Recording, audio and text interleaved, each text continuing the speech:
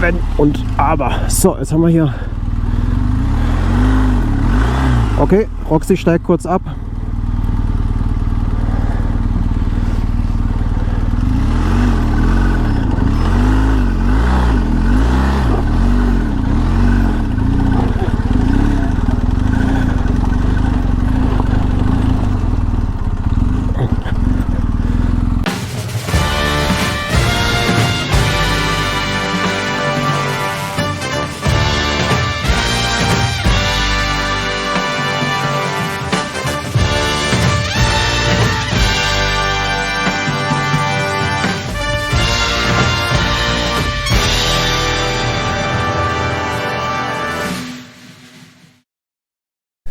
Es ist morgens kurz nach 5:30 und die Tiere, die sind hier schon wieder alle wach und geben wirklich ein Konzert von sich. So fällt uns das Aufstehen nicht besonders schwer heute. Wir sind so früh wach, weil wir heute den Sani-Pass fahren möchten. Und es ist die drittsteilste Passstraße der Welt, einer der höchsten Pässe von Südafrika. Gleichzeitig ist es auch ein Pass, der sozusagen die Ostverbindung herstellt nach Lesotho. Und auf einer Strecke, wenn ich es richtig noch im Kopf habe, von 6 Kilometern werden dort 1300 Höhenmeter überwunden. Ich bin ziemlich gespannt auf den Pass, wie auch die Straßensituation dort sein wird.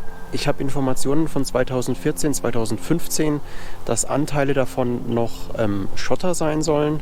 Ich habe auf Google Street View auch Bilder gesehen, dass sie dort bereits angefangen haben, die Straße zu sanieren. Wir lassen uns einfach mal überraschen.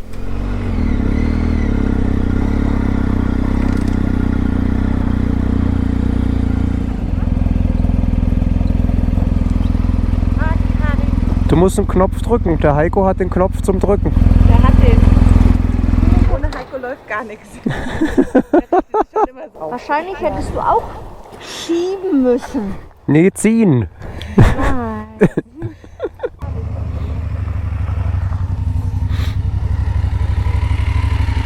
Ja, ist das? Mach hoch die Tür, die Tor macht breit. Da, da, da, da, da, da.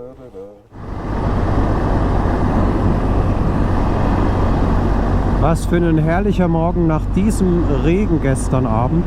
Oh, der Tag fängt richtig gut an. So ist das Wetter in Südafrika, so haben wir es bis jetzt kennengelernt.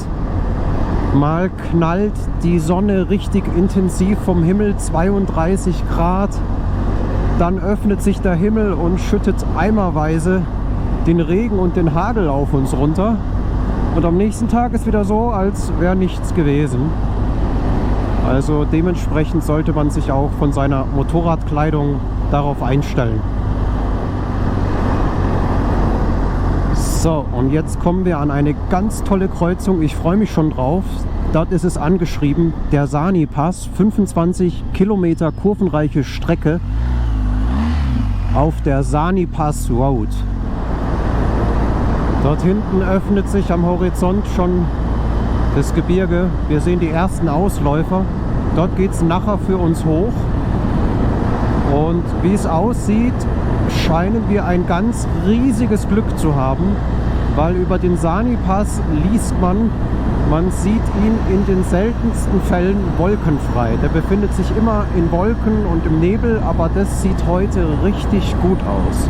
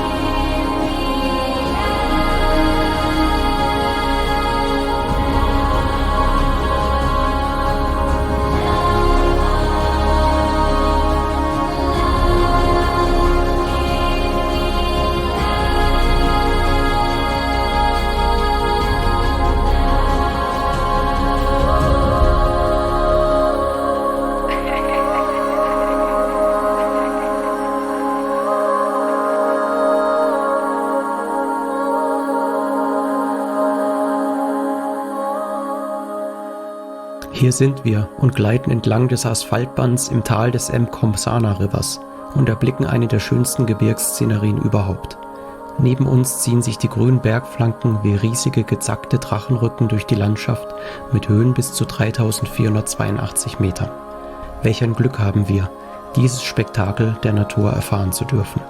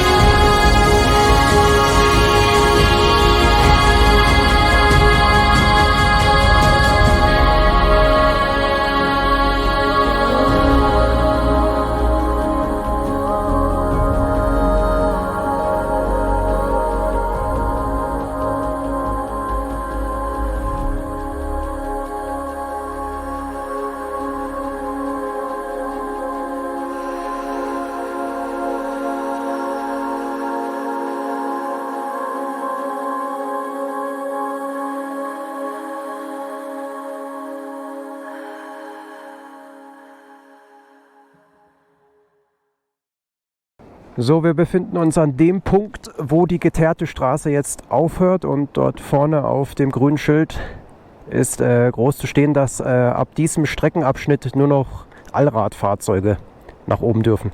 Mal gucken, ob die uns mit dem Motorrad dort jetzt überhaupt durchlassen. Ich kann es schon vorwegnehmen, ja, darf man. Bilder von der Grenze selbst kann ich euch natürlich nicht zeigen. Dabei haben solltet ihr euren Pass und auch gleich mitteilen, dass ihr den Sani-Pass nur hochfahren möchtet und keinen Grenzübertritt nach Lesotho vorhabt. Dann geht das Prozedere nämlich ganz schnell und es wird nur euer Name und eure Passnummer registriert und schon darf man loslegen. Wir haben also die südafrikanische Grenze passiert und kommen jetzt ins Niemandsland.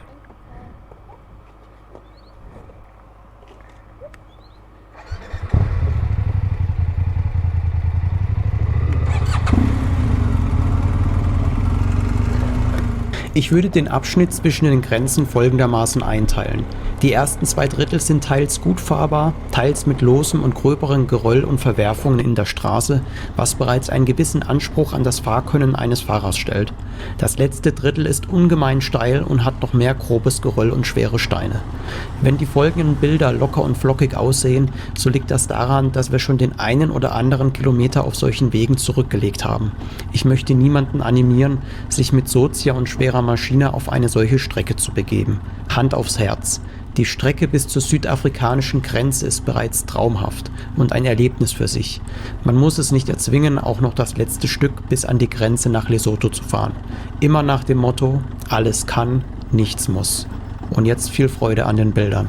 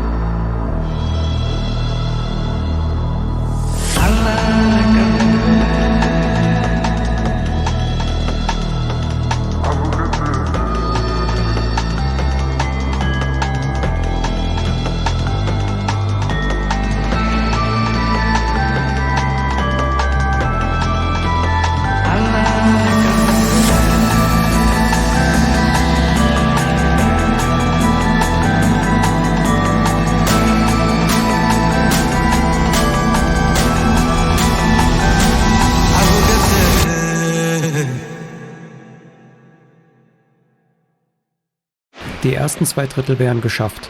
Gilt es noch, das letzte zu knacken. Meine Drohne musste ich hier einpacken, denn der Wind blies recht ordentlich durch dieses enge Tal.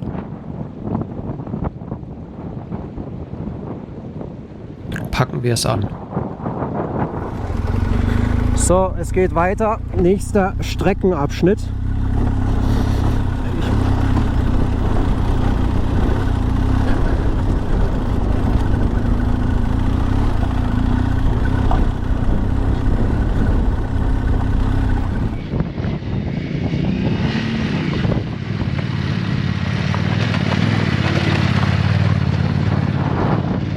So, jetzt komm.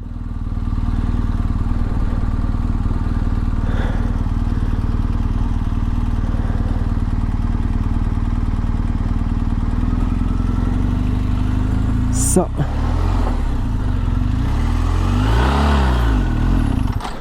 Ups.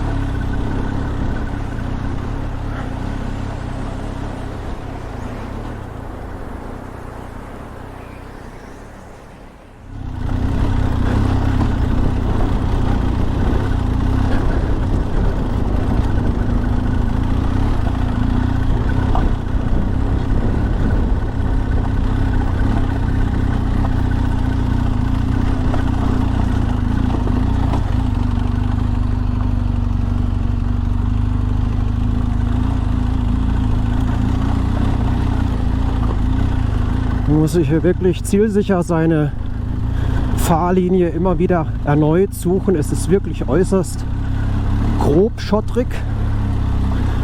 Naja, das sind eigentlich schon richtig große Trümmer hier überall.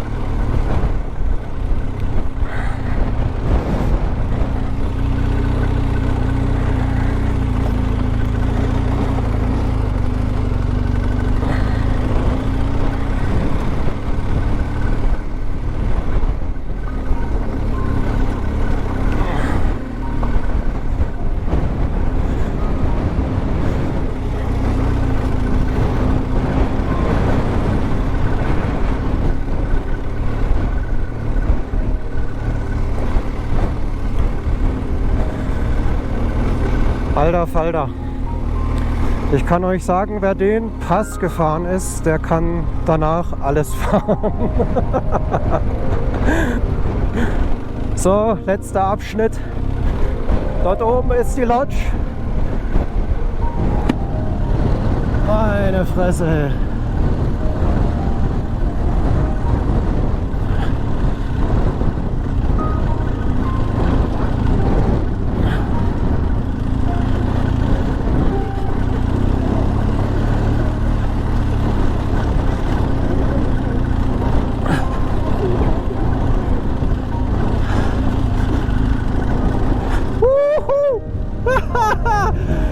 Gott sei Dank!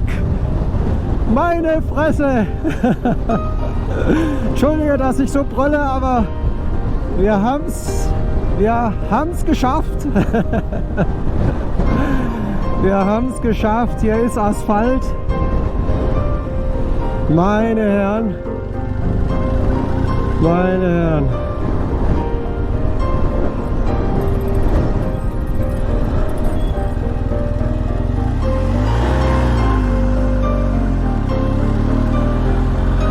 Leck mich kreuzweise. Wir sind hier oben auf dem Dach Südafrikas.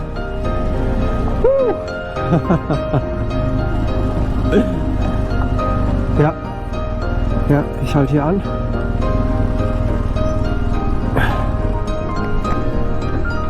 Okay.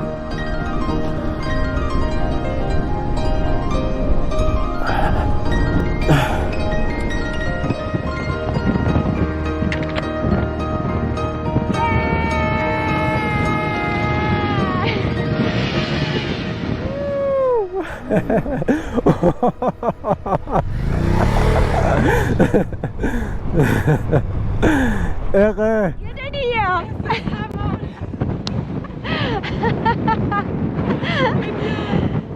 Hey!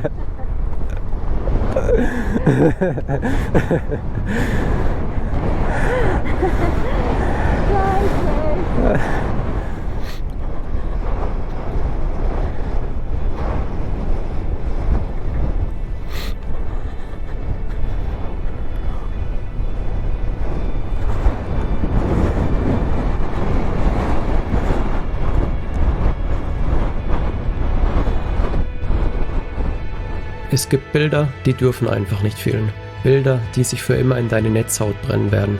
Der Sani-Pass. Wir waren da und wir hatten das Glück, hier sein zu dürfen und sind an diesem Etappenziel unserer Reise angekommen. Wir genießen den Moment und machen uns dann an die Abfahrt.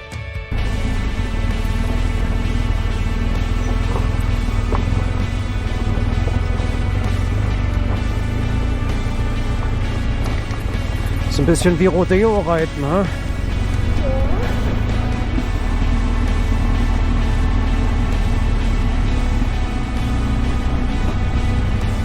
So, da sind wir wieder angekommen.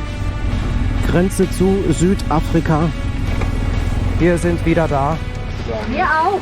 So, ich möchte euch jetzt mal jemanden zeigen. Der ist noch nicht mal die Asieta-Kamm-Straße gefahren. Der war noch nicht mal auf dem Mulatiera oder irgendwie so einem kleinen Hügel in den Alpen drauf, ja. Aber er ist fertig und braucht Wasser. Aber hier hat es gerockt. Auf dem Sani-Pass ist er hochgefahren. Und nicht vergessen, mit Sozial. Sozial. Also Erste das Sahne. Also das Muss haben man- wir zu viert, das haben wir zu viert absolut super gemacht. Genauso Roxy und Karin. Das muss man erstmal bewerkstelligen. Ja, Ganz Wahnsinn. große Achtung, sehr Großes beeindruckend. Kino. Richtig geil. Gratuliere euch beiden. Und euch.